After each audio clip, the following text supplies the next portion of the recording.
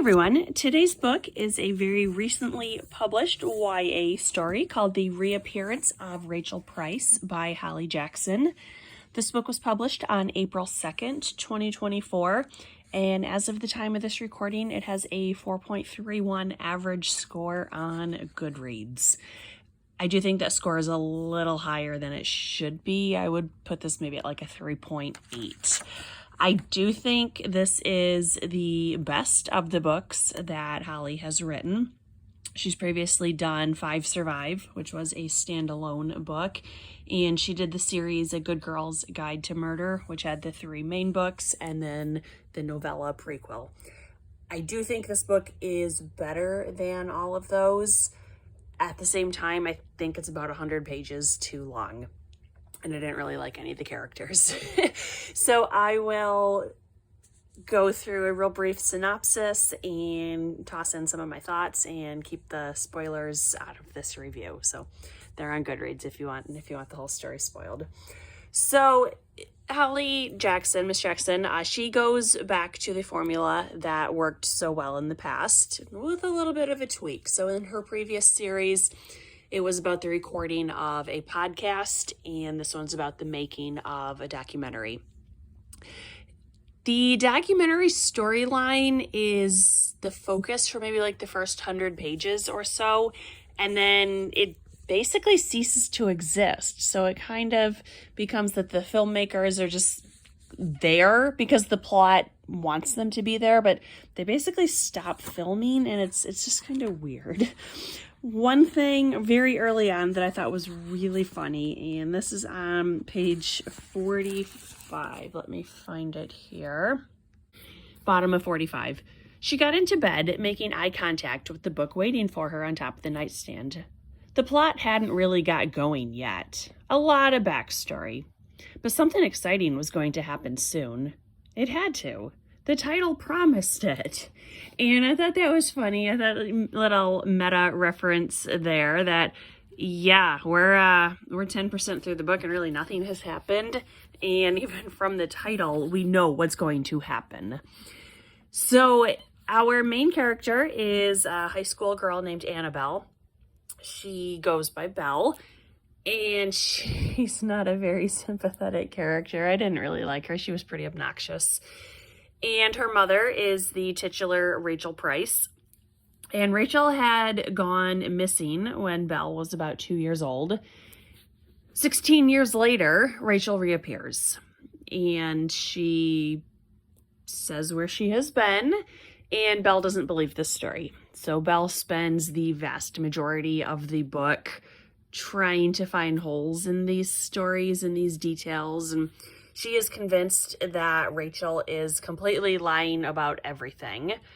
She hasn't figured out why would Rachel be lying, assuming that she even is lying. So it's, in like some sense, Belle is kind of an unreliable narrator because she believes what she wants to believe, but at the same time, she's kind of not. She's very much seen things from her perspective, and we don't get anyone else's perspective, and that's fine. That's how the author chose to write the book. But it's never entirely clear if what Belle believes is actually true or if she's just convinced herself that it's true. Some of the other characters, we have Dad's brother and his wife, their daughter, who is Belle's cousin Carter, and they get along very well. We have the couple people making the documentary who don't really contribute much to the story once Mom comes back. There is one of the guys working on it is named Ash, and it's kind of implied that maybe he and Belle have a little flirting going on, but nothing really happens there. He helps Belle with everything that she needs, even if it's a little preposterous. So at the end of the story, Belle finds out whether or not Mom was telling the truth. She finds out what happens over the past 16 years because Mom goes on a multi-chapter long monologue, and it really felt like we were in the last scene of a Scream movie where Ghostface suddenly needs to unmask and reveal every single detail. And that was, it seemed a little overdone. I felt in general this book was kind of overwritten, and it could have been shorter. It could have been edited a little more concisely. One thing that bothered me, and I was on Goodreads, I'm definitely not the only one who feels this way. When Annabelle was little, Mom, Rachel, used to call her Anna, and now as an 18-year-old, she goes by Belle. But like every single time, Mom's like, Anna, oh, sorry, Belle. Anna, but Belle. And it's like she keeps correcting herself, and it's like, we get it. And it's like, how hard is it to use a different nickname for someone? It takes her like 200 pages to get the name straight. So I feel like this book had a lot of good potential, but I didn't love the execution.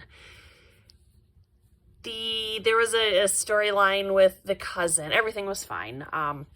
It wasn't icky or anything, but there was a storyline with the cousin that was really bizarre how it wrapped up. And after I read this book, it is quite a long book. It's well over 400 pages. It is, let me find the exact page count here. It is, there it is. It is 430 pages exactly. And after reading all 430 pages, and it is a quick read, I will give her that. It's 50 chapters long if you count by chapter. I still didn't feel like something major had been explained.